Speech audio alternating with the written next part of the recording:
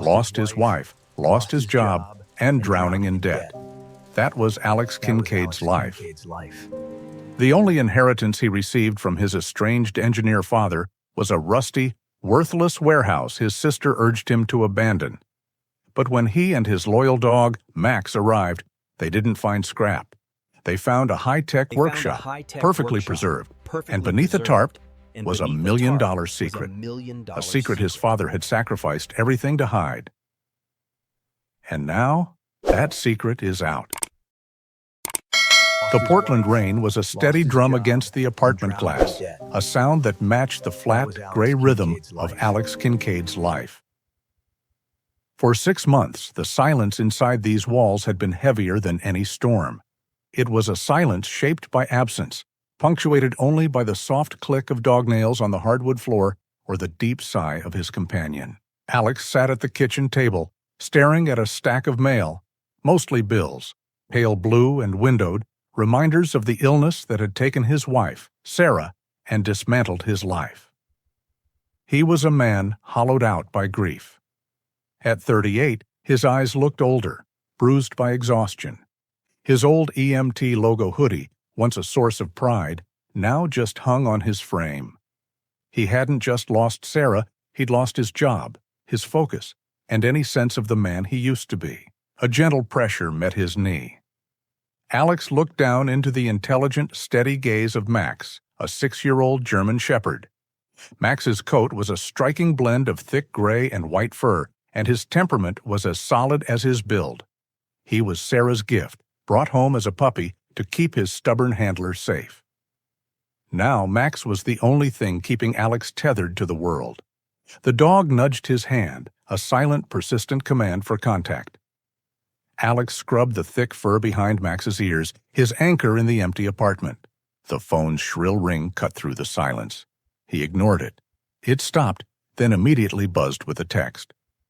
It was his sister, Rachel.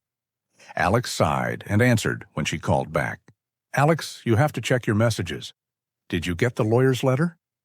Rachel's voice was fast and pragmatic, a sharp contrast to his own inertia. "I haven't checked the mail, Rachel." "Martin's gone, Alex. He passed away 3 days ago. The lawyer finally tracked you down. You're the sole heir." Alex felt nothing, or perhaps nothing new. Martin Kincaid, his father, had been a ghost in his life for the better part of a decade. Heir to what? A shed? A warehouse, maybe? It's some property up in the Cascades. And Alex, before you get any ideas, it's not a windfall. It's a burden. She rushed on. It's on some decommissioned logging road, almost impossible to get to, and it has a massive outstanding property tax lien. It's worthless.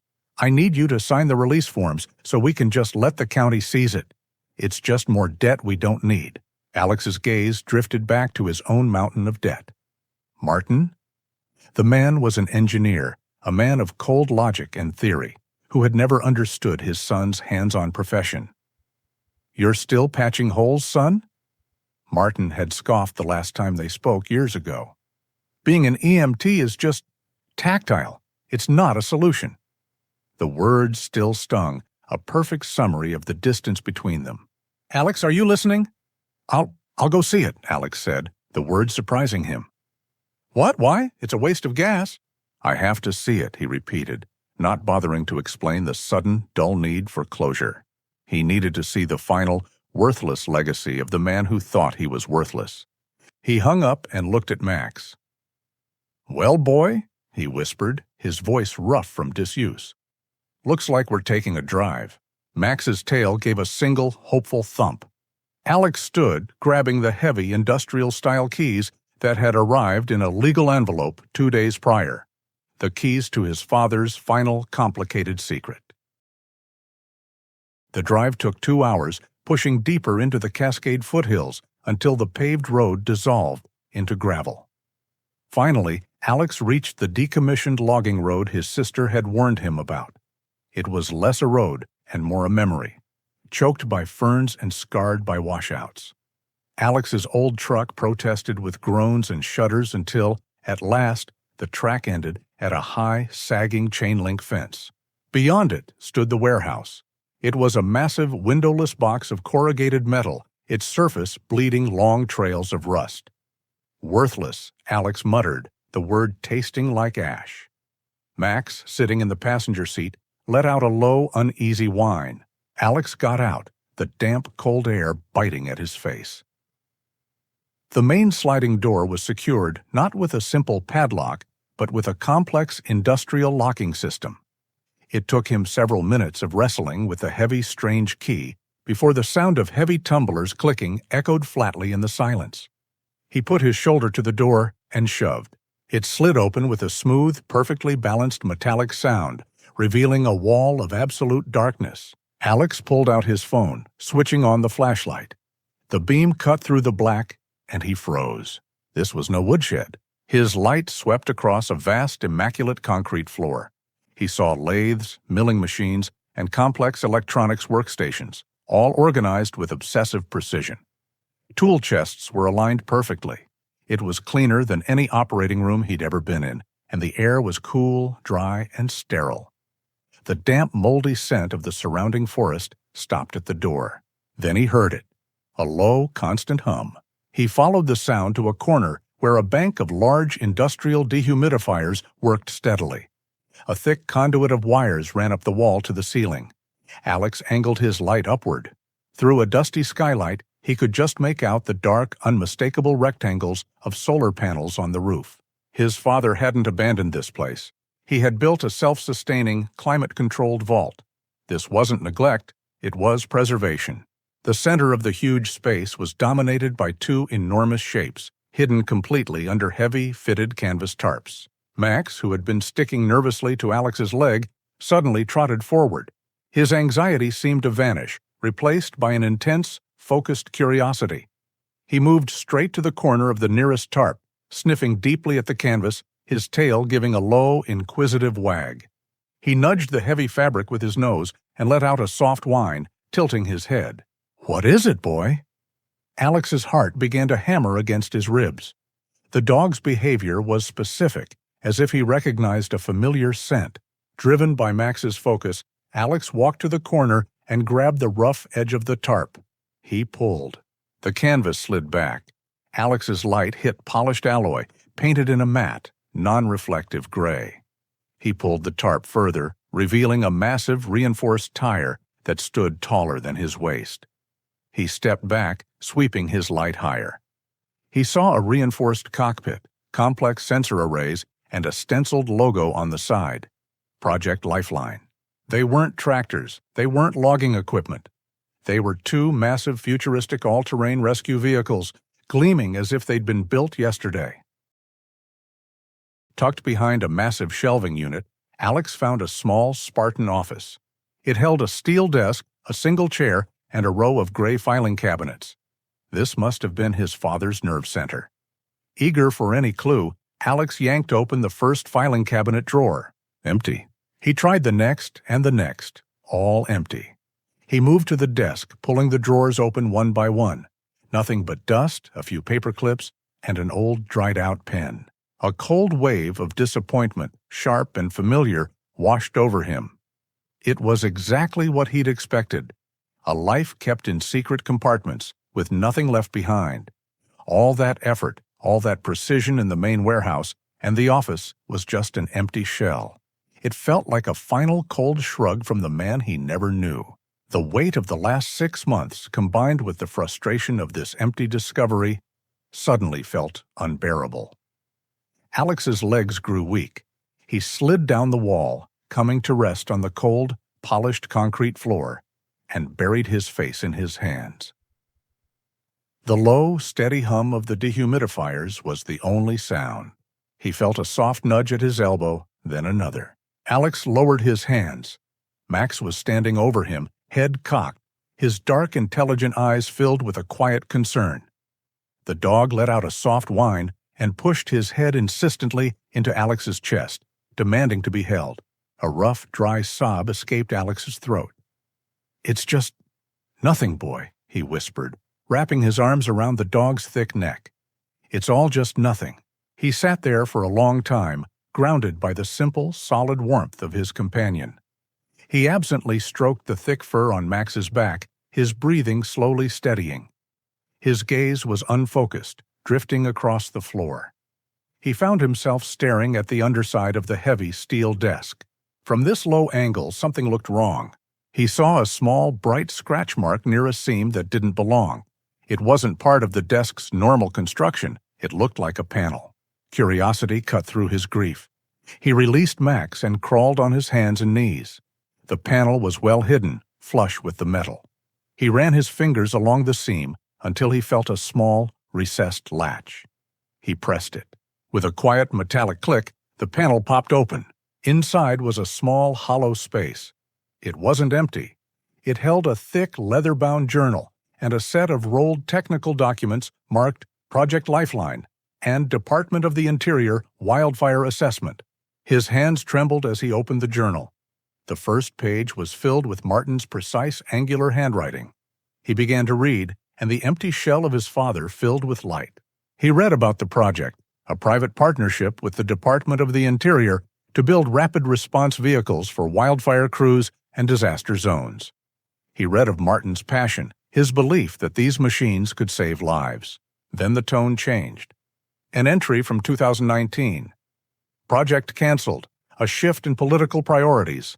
The committee deemed it too expensive. They ordered the prototypes destroyed, scrapped. All that work, all that potential. Alex turned the page. November 2019. I've done it. I liquidated my retirement fund and bought the prototypes at scrap value.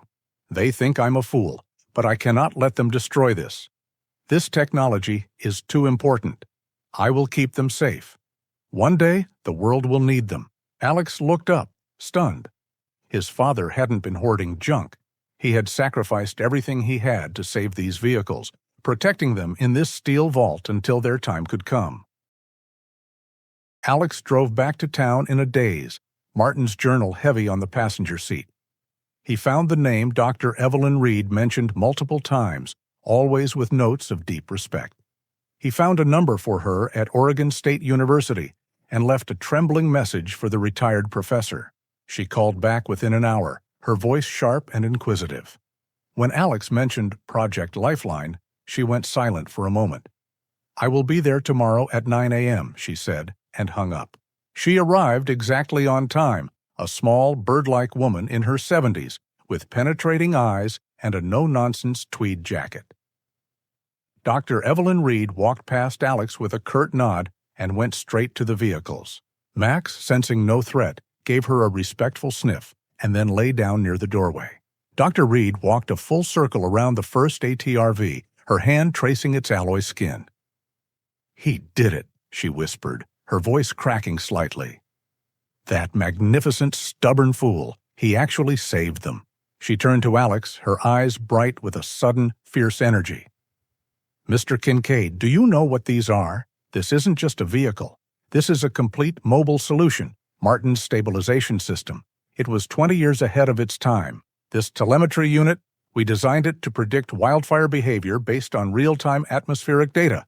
They told us it was impossible." "My father said the project was canceled," Alex said. "Canceled?" "It was sabotaged," she corrected, her voice thin with old anger. "Bureaucrats and defense contractors who wanted the research for other purposes. Martin was ruined, and he saved them anyway." As Alex was trying to process this, Max suddenly lifted his head. He stood up in one fluid motion, his body tensing. He walked to the edge of the open warehouse door, staring intently at the gravel road. "What is it, Max?" Alex asked. Max didn't bark. Instead, a low, barely audible rumble started deep in his chest. It was the quietest, most serious sound Alex had ever heard him make.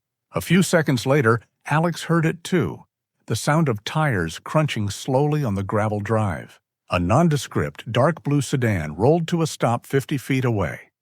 A man in an ill-fitting gray suit stepped out. He was in his late 40s, with a tired expression and a heavy leather briefcase. He looked less like a threat and more like a man overwhelmed by paperwork. "Alex Kincaid?" the man called out, walking forward. Cole Bennett held up a plastic-coated ID. "My name is Cole Bennett, General Services Administration. I'm an administrative officer." He had a polite, flat tone that set Alex on edge more than any shout could have. "How did you—" Alex started. "We monitor a registry of terminated federal contract assets," Bennett said, glancing past Alex to the vehicles. "Your father's passing triggered a review. According to our records, these prototypes are abandoned government property. I'm here to serve this notice, officially seal the warehouse, and schedule their liquidation." He held out a set of documents. As he took a step toward the warehouse entrance, Max moved. He didn't bark or snarl. He simply planted himself directly in Bennett's path, standing between the man and Alex. He was perfectly still, his head high, his gaze locked on the stranger. He was a silent, immovable wall of gray and white fur. Bennett stopped instantly, his eyes widening slightly at the 100-pound dog. "Sir, please control your animal." Alex looked at the papers, then at Max's resolute stance, and finally at Bennett. He realized, with sudden clarity, that this was not a physical fight. It was, as his father's journal implied, a war of paper. "He's not moving," Alex said, finding a strength he hadn't known he possessed. "And this isn't abandoned property, it's my inheritance. You're not sealing anything until I've spoken to my lawyer. I suggest you get back in your car." Cole Bennett left without another word, his sedan disappearing down the overgrown gravel road. Alex and Dr. Reed stood in the silent warehouse, the weight of the revelation settling on them. That evening, back in his quiet Portland apartment, Alex stared at the phone. Max lay at his feet, his head resting on his paws, sensing the profound shift in his owner's mood. The grief was still there, but now it was layered with a buzzing, anxious energy. Just after 10 p.m., the phone rang, displaying an unknown number. Alex answered. "Mr. Kincaid, this is Cole Bennett. I am officially off the clock." The man's voice was different, lower, conspiratorial, and tired. "What I am about to tell you is as a private citizen, not a GSA employee. Do you understand?" "I'm listening," Alex said. "Your father was a brilliant man, and a meticulous one. He didn't just hide those vehicles, he bought them. When the project was terminated in 2019, he formed a private trust with a few other engineers. They pooled their money and legally purchased the prototypes as developmental surplus. The GSA's file on this is a bureaucratic nightmare, which is why they just want it liquidated. You are not the heir to abandoned government property, Mr. Kincaid. You are the sole remaining trustee of the Lifeline Preservation Trust." A sharp, dizzying relief hit Alex. "So they're mine, legally." "Yes," Bennett said, "which is the problem. The GSA is just a pawn. The entity that flagged this file, the ones pushing for liquidation, is a group called Cascade Dynamic Solutions. They're a major defense contractor. They've wanted that stabilization technology for years." The next morning, a courier delivered a thick, intimidating envelope to Alex's door. It was a lawsuit. Cascade Dynamic Solutions versus the estate of Martin Kincaid. Alex's hand shook as he read the legal language. They were claiming the 2019 sale was improperly executed and that the vehicles contained sensitive proprietary technology that posed a risk, demanding the assets be transferred to their custody for proper decommissioning. It was a lie, wrapped in a legal threat designed to bleed him dry. He was staring at the summons, his mind racing, when the phone rang again. This time it was his sister, Rachel. She sounded frantic. "Alex, what on earth did you do up there? I just got a call from the county tax office. Some corporation, Cascade Dynamic, just filed a motion to buy the outstanding tax lien on Martin's property. They offered to pay the entire delinquent amount in cash immediately." The two attacks snapped into focus. This was the squeeze. The lawsuit was slow. It was designed to drain his non-existent funds. The tax lien was fast. It was the killing blow. If Cascade bought the debt, they could force a public foreclosure auction on the property. Alex would lose the warehouse, the land, and the priceless vehicles inside, all for the price of his father's back taxes. He was trapped. They were offering him a choice. Sell to them for pennies now, or lose everything for nothing in a matter of weeks. The offer from Cascade Dynamic Solutions was sitting in Alex's email inbox. It was insulting, barely a fraction of the vehicle's worth. But it was enough. It was enough to wipe out the crushing medical debts, enough to pay back his sister, enough to make the gray numbness of his life disappear. He drove back to the warehouse, the temptation tasting like acid in his throat. He felt sick, not just with grief, but with shame. He was going to sell his father's dream to the very people who had sabotaged it. Max, sensing his owner's turmoil, stayed close, his body a silent, supportive presence in the vast warehouse. Alex walked into the small, cold office and stared at the steel desk. This was the cold metal heart of the whole burden. A sudden, bitter wave of anger surged through him, not at Cascade, but at Martin. "Why?" he said aloud, his voice cracking. "Why did you leave this all for me?" He shoved the desk. The sound of metal screeching on concrete was sharp and loud. He shoved it again, harder, blind with frustration. The desk tilted precariously, its contents scattering. In his rage, he nearly tipped it completely over. As it balanced on two legs, he saw it. Wedged into a recess in the undercarriage, a small, dark metal box dropped and hit the floor with a flat metallic sound. He froze. He remembered. This was the exact spot Max had been sniffing so intently in Chapter 2, drawn by a scent Alex couldn't detect, perhaps old oil or the faint smell of leather. His anger evaporated, replaced by a trembling curiosity. He picked up the box and pried it open. Inside, beneath a few heavy-duty fuses, was a single folded envelope marked Alex. It was his father's precise angular handwriting. "My son, if you are reading this, I am gone, and the world has found my secret. You are likely facing a choice, and you are tempted by the easy way out. I need you to know the truth. I often mocked your work as an EMT. I called it patchwork. I told you that you were just fixing things at the end of the line, not solving the problem. I was a fool, Alex, and I was wrong." Alex had to stop, his breath catching in his throat. "The truth is," the letter continued, "I was jealous. I hid behind my blueprints and my theories. I designed things, but you were on the front line. You saved people with your bare hands in the cold and the chaos. I only ever talked about saving lives. You did it. That is why I kept Project Lifeline. Not for me, for you. I knew that only a man who truly understands that sacrifice, a man who has held a hand as the life fades from it, would know how to use these vehicles properly. They are yours, Alex, not as a burden, but as a tool. Do what is right." The temptation to sell vanished, replaced by a cold, clear purpose. In the sterile, wood-paneled courtroom, the lawyers for Cascade Dynamic Solutions painted Alex as an unqualified, grieving man. But Alex's lawyer presented the trust documents proving Martin's legal purchase. And then she submitted Martin's final letter. The judge looked at Alex. "Mr. Kincaid, what are your intentions?" Alex stood, his voice steady. "Your Honor, Cascade sees technology. My father saw a chance to save lives. I intend to honor his vision. We are incorporating as the Kincaid Rescue Training Center, a nonprofit dedicated to training first responders." The ruling was swift. The court recognized the legitimacy of the Lifeline Preservation Trust and Alex's inheritance. 6 months later, Alex stood on a high ridge in the Cascades, the air crisp with pine. Below, one of the ATRVs easily navigated a steep, muddy incline, part of the first-ever training exercise for the county search and rescue team.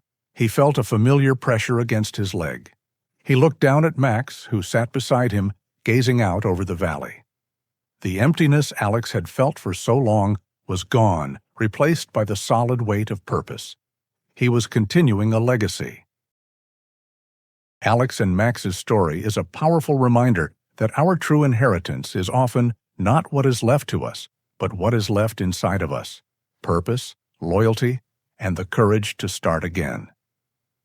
If this message resonated with you, we would be so grateful if you joined our Paws and Narratives family by subscribing. We cherish reading your own reflections in the comments. Every like and share helps us bring more stories like this one to light. And the journey continues, with our next story waiting for you right on the screen.